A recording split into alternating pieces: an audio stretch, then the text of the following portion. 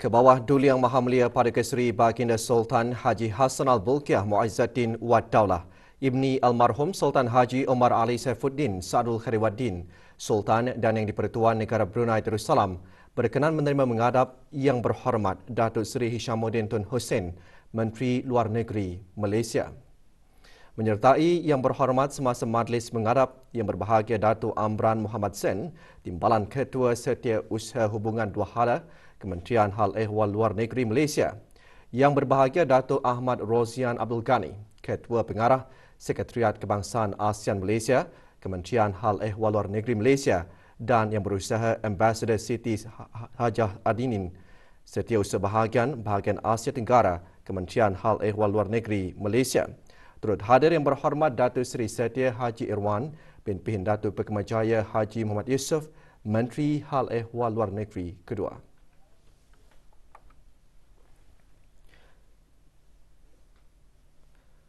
Semasa majlis menghadap ke bawah Duli Yang Maha Mulia dan Yang Berhormat Menteri Luar Negeri Malaysia telah berbincang mengenai isu-isu dua hala dan serantau yang menjadi kepentingan bersama di antara kedua-dua buah negara.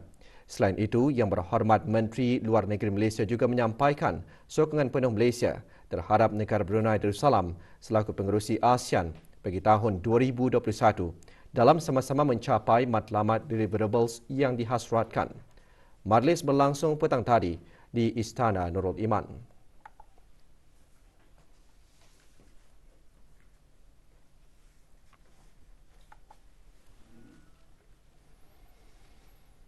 Perkembangan terkini situasi jangkitan COVID-19 di negara Brunei Darussalam. Satu kes baru dicatatkan hari ini menjadikan jumlah keseluruhan kes jangkitan di negara ini meningkat kepada 187 kes. Dalam siaran akhbar mengenai perkembangan situasi jangkitan COVID-19 di negara Brunei Darussalam, Kementerian Kesihatan memaklumkan kes ke-187 merupakan seorang lelaki berumur 20 tahun yang tiba ke negara ini dari United Kingdom pada 14 Februari 2021.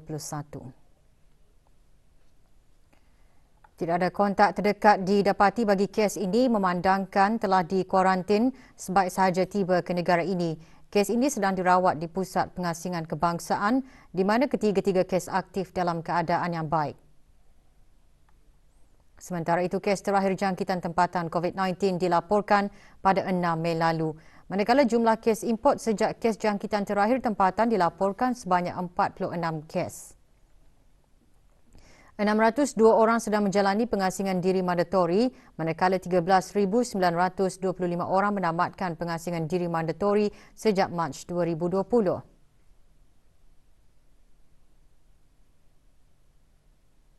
Sementara itu, 511 sampel ujian virus SARS-CoV-2 telah dilaksanakan, menjadikan jumlah keseluruhan ujian makmal yang dijalankan sejak Januari 2020 102,743 ujian.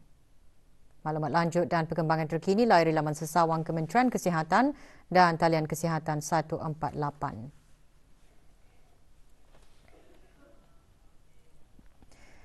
Nasib 15 ahli keluarga mangsa kebakaran rumah di Kampung Manggis pada bulan lalu mendapat perhatian dari Jawatan Kuasa Takmir Masjid Suri Sri Begawan Raja Pengiran Anak Damit Kampung Manggis Madang dengan mengumpulkan derma bagi para mangsa.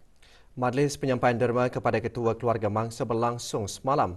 Penyampaian derma disempurnakan oleh Yang Berhormat Pihin Orang Kaya Seri Kerna, Datuk Seri Setia Dr. Haji Awang Abu Bakar bin Haji Apong, Menteri Hal Ehwal Dalam Negeri, selaku penasihat Jawatan Kuasa Takmir Masjid Suri Sri Begawan Raja Pengiran Anak Damit Kampung Manggis Madang.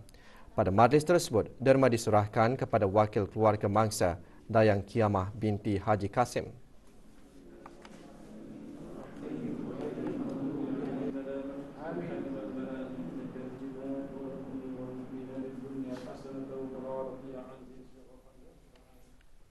Pelbagai acara keagamaan diadakan bagi menyemarakkan sambutan Hari Kebangsaan Negara Brunei Darussalam ke-37. Kita ikuti laporannya selepas ini. Teruskan bersama Berita Perdana.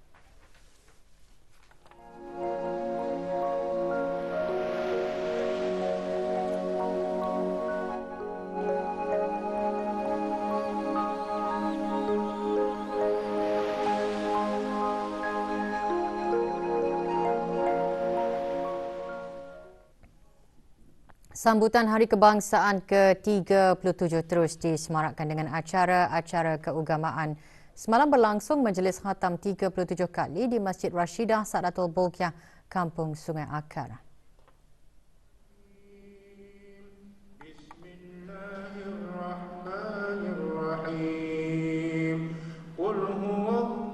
Hadir Yang Berhormat Datuk Seri Setiawang Haji Ali bin Apong, Menteri Sumber-Sumber Utama dan Pelancongan, dan Yang Berhormat Major Jeneral Besara Datuk Paduka Seri Haji Aminuddin Ehsan bin Pihin Orang Kaya Saiful Muluk Datuk Seri Paduka Haji Abidin, Menteri Kebudayaan Belia dan Sukan, selaku penaung bersama Masjid Rashidah Sa'datul Bolkiah.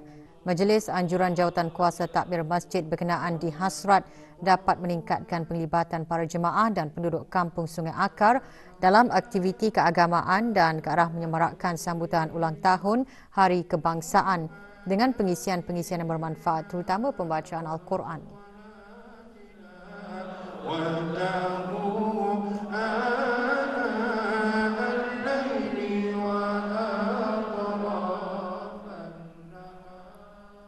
Juga mengadakan majlis serupa jawatan kuasa takmir Masjid Kampung Perpindahan Mata-Mata Gadong. Majlis berlangsung semalam di masjid berkenaan.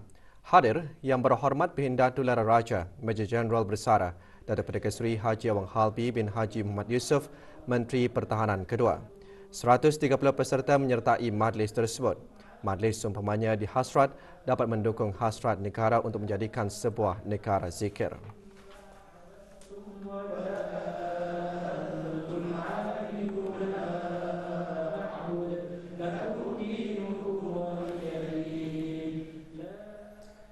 Sementara itu, bersempena sambutan Hari Kebangsaan ke-37, jawatan kuasa takmir Masjid Sultan Sharif Ali dan masyarakat Bangladesh di negara ini mengadakan majlis membaca surah Yasin dan doa kesyukuran. Majlis berlangsung semalam di Masjid Sultan Sharif Ali, Sengkurong.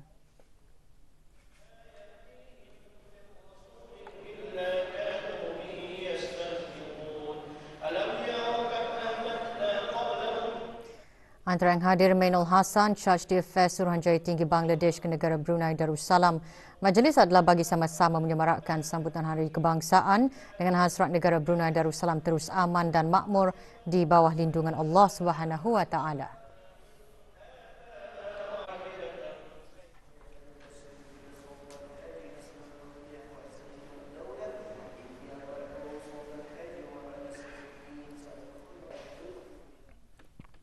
Sastra seringkali dianggap antara medium penting bagi meningkatkan semangat patriotisme dalam setiap diri rakyat dan penduduk di negara ini. Melalui sastra, tokoh-tokoh sastrawan tanah air dapat berkongsi ilmu dan pengalaman melalui penulisan buku-buku dan seni sastra untuk memberikan mengenai pentingnya setiap rakyat dan penduduk, terutama golongan belia, untuk memiliki semangat patriotisme yang tinggi. Bersempena dengan sambutan ulang tahun Hari Kebangsaan ke-37, kru Mojo RTB News berkesempatan bertemu dengan beberapa tokoh sastrawan tanah air untuk mengungsikan peranan sastra dalam meningkatkan jati diri anak bangsa. Untuk maju ke depan, MIB itu harus disampirkan dalam semua kegiatan, dalam semua pelakuan, dalam semua tindak tanduk. Penulisan sastra tidak dinafikan banyak menyumbang kepada sejarah kemerdekaan sesebuah negara. Dengan isi kandungan yang penuh tersirat dalam karya penulisan sastra, ia bukanlah sekadar simbolik, bahkan juga semangat patriotik yang perlu dijiwai oleh setiap pembaca. Peranan penulisan yang membangkitkan patriotisme ini untuk kebangsaan, begitu hebat. Di Indonesia, di Malaysia, di negara Brunei Darussalam, dan di negara-negara Afro-Asia pun sekalipun. Penulis mempunyai peranan yang penting untuk menyuntik semangat. Menyuntik semangat untuk mewujudkan rasa kebangsaan. Kalau dulu sastrawan ini adalah menjadi mata pena. Sastrawan itu lebih tajam daripada pedang. Ada yang mengatakan begitu. Jadi kalau dulu melihat bahwa sastrawan dapat membangkitkan semangat kelayaknya untuk membuat sesuatu. Melalui penulisan, para sastrawan menyampaikan pengamatan mereka melalui karya. Seperti tema sambutan Hari Kebangsaan pada tahun ini, menjayakan wawasan negara, sastrawan negara mempunyai perspektif mereka sendiri mengenai peranan orang ramai dalam membantu merealisasikan wawasan tersebut. Wawasan negara 2035 ya. Itu ialah sebenarnya cita-cita negara. Yang menjadikan negara Brunei ini bukan saja sebagai sebuah negara maju, bukan saja sebagai sebuah negara yang berpendidikan tinggi, bukan saja sebagai sebuah negara yang sehat walafiat, tapi yang penting ialah bahwa negara ini daulat hidayah. Itu mustahak.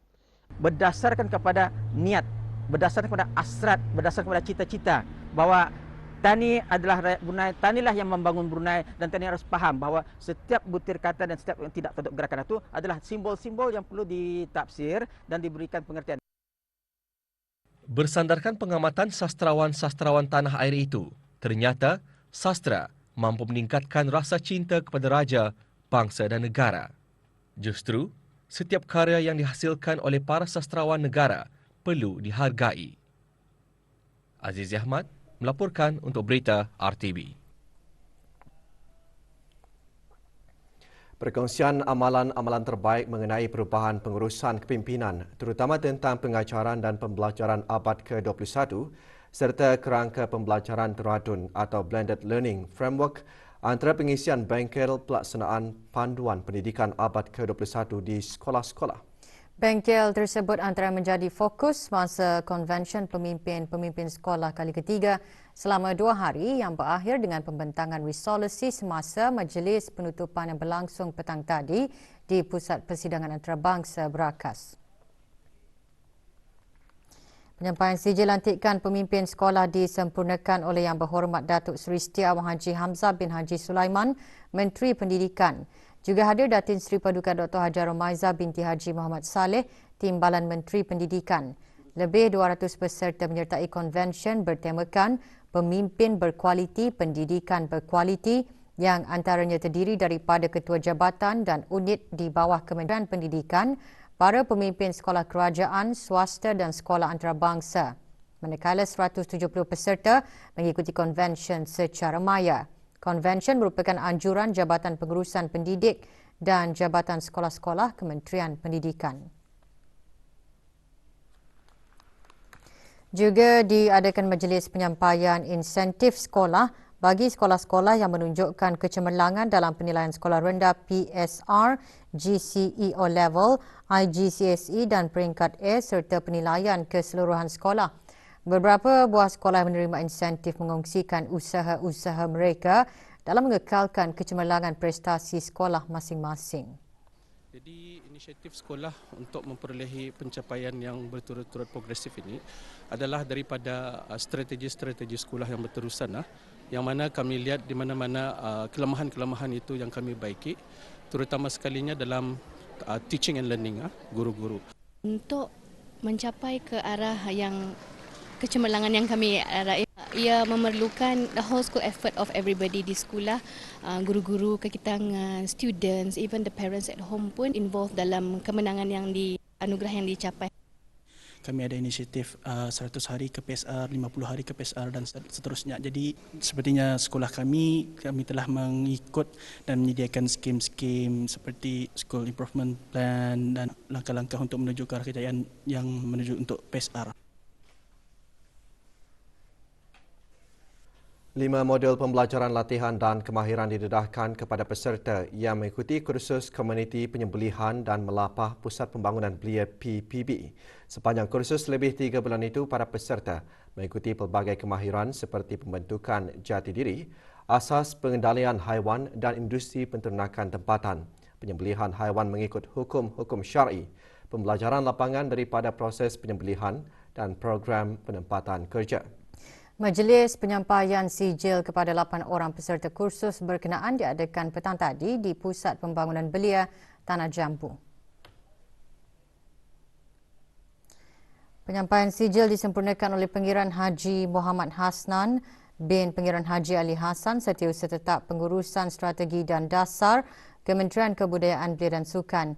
Diadakan bermula pada 23 November lalu. Kursus di bawah pengendalian PPB dan disokong oleh Unit Pembangunan Industri Ternakan dan Perkhidmatan Veterina, Jabatan Pertanian, Kementerian Sumber-Sumber Utama dan Pelancongan, selaku pengawal selia aktiviti penternakan haiwan dan Badan Kawalan Makanan Halal, Jabatan Syariah Kementerian Hal Ehwal Agama selaku badan yang mengawal pensijilan penyembelihan dan makanan halal Brunei.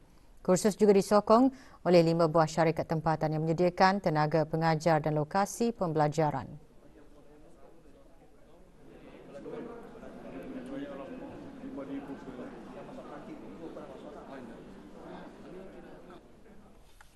Empat 48 buah keluarga yang terlibat dalam bencana banjir di daerah Brunei dan Muara dan daerah Temburong petang tadi menerima sumbangan bantuan keuangan kerajaan ke bawah Duli Yang Maha Mulia Paduka Seri Baginda Sultan dan Yang di-Pertuan Negara Brunei Darussalam melalui peruntukan Jabatan Pembangunan Masyarakat JAPIM.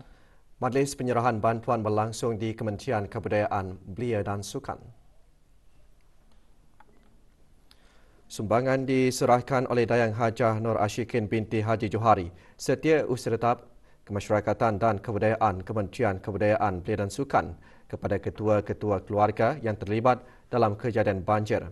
Seramai 38 buah keluarga dari daerah Brunei dan Muara dan 10 buah keluarga dari daerah Temburong menerima bantuan kewangan tersebut. Bantuan bertujuan untuk meringankan kesusahan yang dialami oleh mangsa-mangsa banjir bagi meneruskan kehidupan seharian mereka. Juga hadir Yang Berhormat Awang Haji Imran bin Haji Sabtu, Ahli Majlis Mesyuarat Negara dan Pengiran Muhammad Amir Mubarak bin Pengiran Haji Hashim, Pemangku Pegawai Daerah Temburong.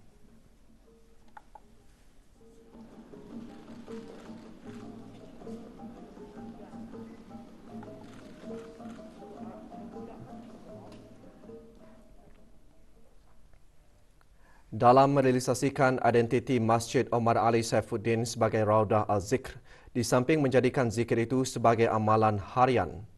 Pagi tadi diadakan halakah zikir bagi pegawai dan kekitangan kerajaan serta syarikat swasta. Halakah zikir ini diketuai oleh pihin-pihin khatib dan mudim-mudim serta pegawai-pegawai Masjid Omar Ali Saifuddin. Antara pengisian dalam halakah zikir tersebut, sembahyang sunat hajat berjemaah, bacaan surah-surah dan zikir-zikir pilihan, tazkirah dan bacaan doa khas. Acara dimulakan dengan sembahyang sunat hajat dan diikuti dengan bacaan surah Al-Mulk diimamkan oleh Awang Khairul Arifin bin Haji Yusof, pegawai masjid berkenaan. Acara juga diserikan dengan tazkirah bertajuk Adab Berzikir disampaikan oleh Begawan Mudim Haji Amran bin Haji Muhammad Saleh. Program ini juga bagi menyahut hasrat ke bawah Duli Yang Maha Mulia Paduka Seri Baginda Sultan dan Yang di-Pertuan Negara Brunei Darussalam untuk menjadikan negara Brunei Darussalam sebagai sebuah negara zikir.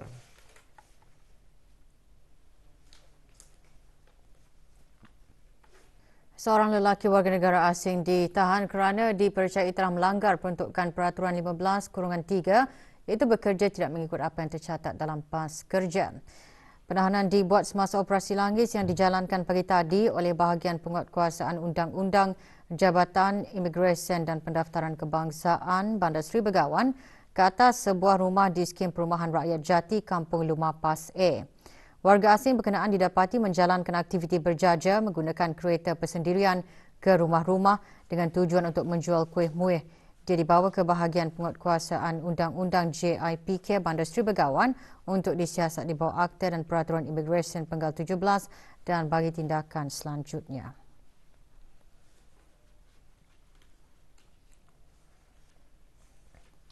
Musabakah menghafaz Al-Quran beserta pemahamannya peringkat separuh akhir kebangsaan tahun 1442 Hijrah akan diadakan selama 3 hari berturut-turut bermula esok 2 Mac 2021 sehingga hari Khamis 4 Mac 2021. Acara dijadualkan berlangsung di Dewan Kuliah Institut Tahfiz Al-Quran Sultan Haji Hassan Al-Bolkiah. Kementerian Hal Ehwal Agama melalui Pusat Pengajian dan Penyebaran Al-Quran Mabim dalam siaran akhbarnya menjelaskan seramai 60 orang akan bertanding dalam kejohanan tersebut mengikut kategori masing-masing. Para peserta yang terlibat juga diingatkan untuk datang lebih awal pada tarikh dan tempat yang ditetapkan. Bagi maklumat lanjut, hubungi pihak urustia musabakah menghafaz Al-Quran iaitu Pusat Pengajian dan Penyebaran Al-Quran di alamat dan talian seperti yang tertera.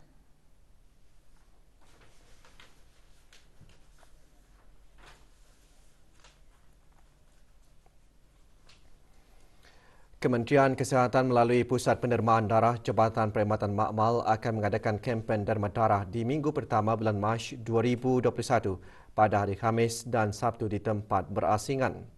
Pada hari Khamis 4 Mac, kempen akan diadakan di Pusat Pengetahuan Taman Teknologi Anggrek Desa Simpang 32 Sengkang 37, Brakas bermula pukul 9 pagi hingga 12 tengah hari. Sementara itu, hari Sabtu 6 Mac, kempen akan berlangsung di Unicorp Sdn Berhad, Lot 64, Tapak Perindustrian Beribi 2 pada pukul 10 pagi hingga 3 petang. Dalam pada itu, orang ramai juga diingatkan untuk mengimbas kod QR dan mengamalkan penjarakan sosial di tempat-tempat kempen derma darah diadakan. Maklumat lanjut atau membuat tempahan bagi mengadakan kempen derma darah, sila hubungi Pusat Pendermaan Darah di talian 2242-424 sambungan 5745 atau 6001 atau 6002.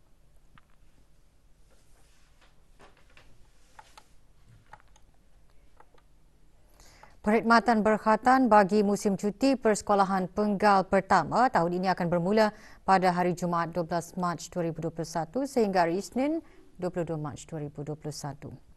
Sementara itu, pendaftaran akan bermula pada hari Isnin 8 Mac 2021 hingga hari Rabu 10 Mac 2021 pada waktu hari bekerja sahaja. Semasa membuat pendaftaran, ibu bapa atau penjaga hendaklah membawa anak-anak mereka beserta kad Bruhims bagi pemeriksaan kesihatan. Hanya seorang penjaga sahaja yang dapat menemani anak yang berkhatan. Penjaga dan anak yang berkhatan perlu mengimbas kod QR BruHealth yang disediakan dan memakai sungkup muka.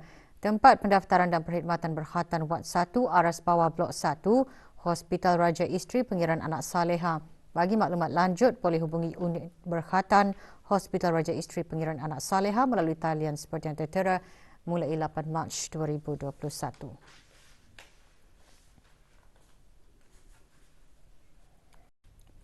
Sebagai usaha untuk memperkenalkan dan memberi pengetahuan tentang sukan tekbol, Persatuan Tekbol Brunei Darussalam kemarin mengadakan Hari Terbuka Sukan berkenaan. Acara berlangsung di gelanggang futsal kompleks Sukan Peak Performance Brakas.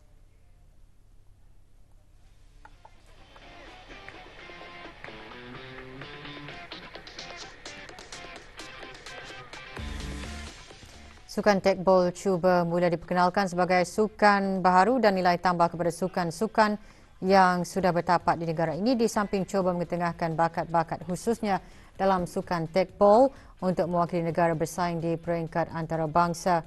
Tekbol yang mula diperkenalkan di arena antarabangsa sejak tahun 2014 di Hungary merupakan sukan menggunakan bola yang dimainkan di atas meja melengkung menggabungkan elemen bola sepak dan pingpong.